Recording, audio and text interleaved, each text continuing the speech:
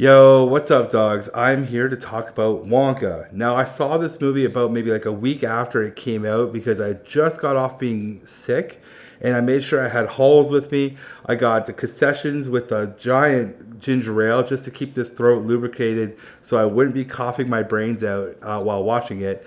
And I got an IMAX ticket. The crowd there was a pretty busy crowd too. It was like at least 30 people were in there, and I had some good people to the left and right of me that were really engaged with the movie, with laughing, because there is some legitimately good jokes in this movie, but there's also some cringy jokes where you're just kind of like, that joke wasn't for me. I guess that's for the kids. But in general, I felt like everyone in the theater had a really good time watching this movie. And there was a point in this movie where I kind of was just like, I had an epiphany moment of like, I'm having fun watching this movie. Because when I went to go see this movie, the bar for me was at the absolute bottom. I had no expectations for this movie. I didn't even think of this movie as a prequel to the original or to the Tim Burton version. I kind of just looked at this as like, all right, this is Warner Brothers' take on the classic story. You know what I'm saying? And as I'm watching this film, I was like, I'm enjoying myself right now. This is a good time. And yeah, I was laughing. I was having fun. The movie's wholesome and charming. And like, yeah, it just sucked me in, man. I don't even know how to describe it. I got super engaged into this movie and I enjoyed the whole like 2 hour runtime. And yeah, I was actually at the end of it, I was kind of sitting there just going, I look forward to a sequel. Give me another one of these. So I have my list here of the good, the bad, and the silly. And so I just wanted to start off with spoiler alert, obviously, because I might talk about certain things in the story that I don't want to ruin it for you. So before I get into my list, I wrote down a little idea about the story here, and I just wanted to present the story to you bare bones so you understand where I'm coming from with my list here. So the story is very straightforward, okay? We have our character Wonka, who is downtrodden, penniless, pretty much homeless too at this point, nowhere to go. And he has one goal, right? And his main goal is to create the world's best chocolate. That's all he wants to do because that's what his mother said to do. Like, go and create this beautiful chocolate. And this is the town where to do it because this is where all the chocolatiers are. Go there, be prosperous, share our chocolate to the world, and you will see me again someday. So he has this drive of creating a chocolate that's so well and so beloved that his mother will appear. And that's his motivation. So he is very clouded by this.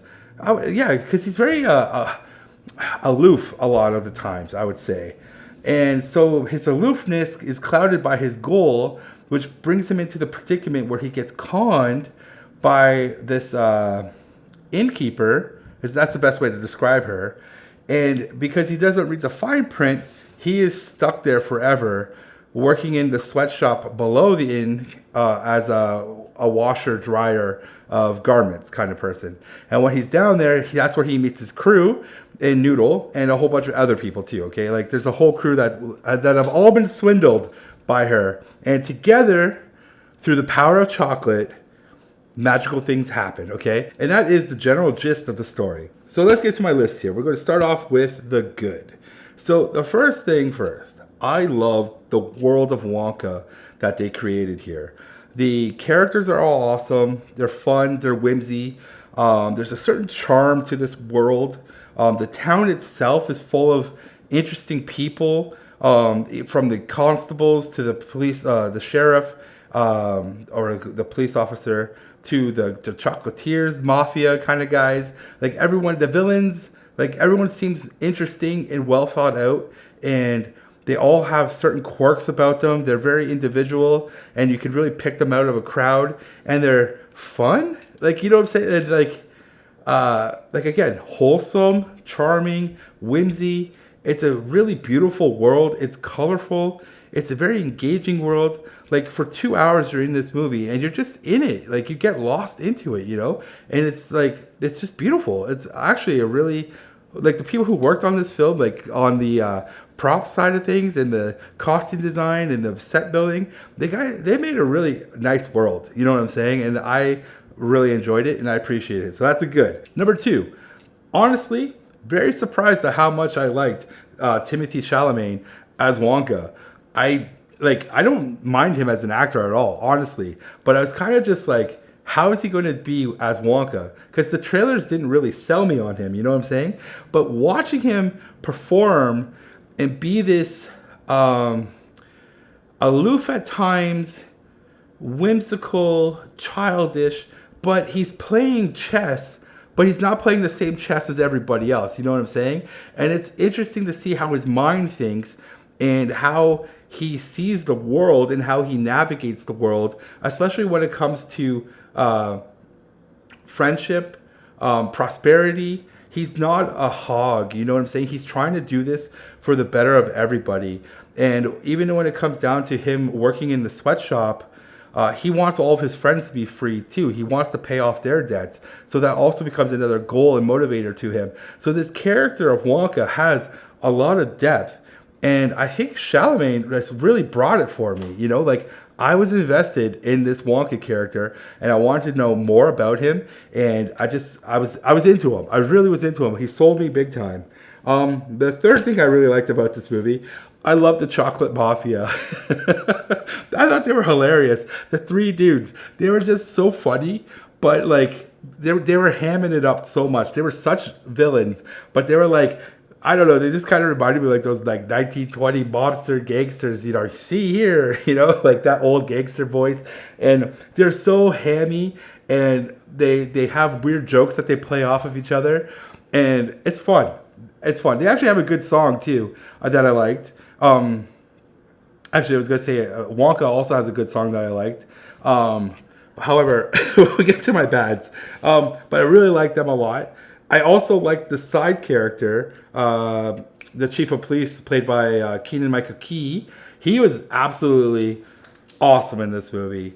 And there's sight gags that they do with him because, first of all, he's funny. Okay, hilarious. Every scene he's in, loved seeing him. When the mafia bribes him to take down Wonka, hilarity ensues, and we'll get to that in my silly, okay? And the last thing I want to mention in general about this movie is good. It's a funny movie. I laughed a lot more than I should have.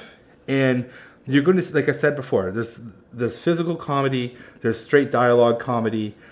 It's just a fun movie. You're going to laugh. And I think I laughed even more because the crowd with me laughed. So I just wanted to point that out as a good. You are going to have some good belly laughs in here, and that's a good time, you know what I'm saying? So now to the bad. And honestly, it's not that bad. I should call this the nitpick. You know, it should be called the good, the silly, and the nitpicks. I think that's what we're going to change it to because it's not really that bad, but it's a nitpick, okay? So I personally didn't think Timothée Chalamet was that good of a singer. I didn't really find it that believable.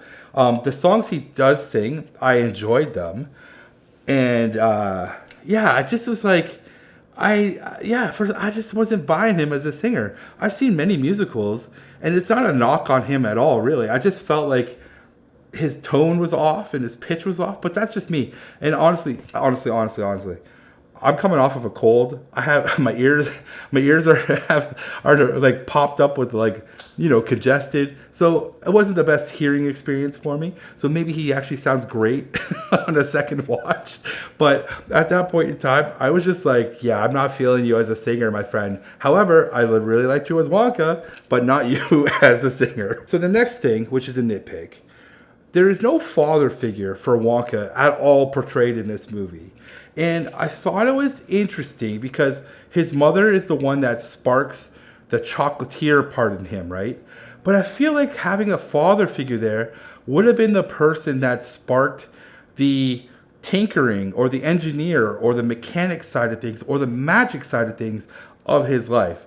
And I felt like we needed that balance of his father as well. And sure, his father might have died in an engineering accident or something, right? To write him off that way. But I feel like having that inspiration from the father, showing how Wonka learned that other side of him, because he's two sides, technically three, and I'll mention that in the silly. But you know what I'm saying? And I just felt like that was missing. And I think that would have fleshed out his character a little bit more because I really liked the focus on the mother. It made sense because she's like, she's the baker, she's the home giver, the homebody, she's a provider, she's the drive, and she showed him how to make chocolate, and she makes him her final chocolate bar. It's beautiful, but I think we needed a father. So that's really all I have for nitpicks here. And now let's get down to the silly, okay? I have 3 silly things in this, and they're great, okay? The first silly thing that I absolutely loved in this movie is the chief of police, played by Keegan-Michael Key, when he gets seduced by the chocolate mafia by chocolate, and he keeps eating chocolate through the rest of the movie, he gets fatter and fatter. I couldn't stop laughing. Every time he came on the screen, he's just getting bigger and bigger and bigger to the point where he almost can't get out of his squad car. It's probably one of the best sight gags of 2023. Honestly, it has to be. Nothing is funnier than that. I loved it. I laughed so much during that sequence. Absolute top tier silliness. I loved it.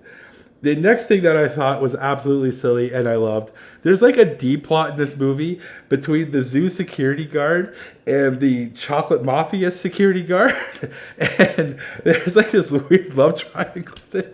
Not a love triangle, but lovers scorned, I guess would be like a Romeo and Juliet kind of thing. It's absolutely hilarious, and it actually gets resolved at the end too, and it's just so much fun. I laughed every sequence of that. It was just great. It was great. You'll see it, you'll like it. And the final thing of silly, and actually, you know what? It's not a silly. This is a question for you. Is Willy Wonka a magician, like a wizard, a magic user? Because 1, his hat is a bottomless hat. 2, his suitcase is absurdly, insanely magical. 3, his chocolate is absurdly, insanely magical. What else did I got down here? Is he a wizard? That's what I want to know. Is he a high-level magic user? Was his father a magic user and he blipped himself by bad magic? What do you think? So that's the end of my review, and as you can tell, I absolutely love this film. I enjoyed it. I laughed. I think everyone should go and watch it. Find it on digital download, buy it, rent it, do what you need to do to watch this film. I do not think you will be disappointed by it. Will I get it into the collection? I probably will. It won't be a day one purchase, but it will get in my collection eventually because I know I probably will want to watch watch it again. So that's it for me. I'm going to watch Aquaman 2 still and Night Swim, and then I have all my end of the year stuff to do. On that note, whatever movie you guys are watching, I hope you're loving them and digging them. I'm out of here. Peace out.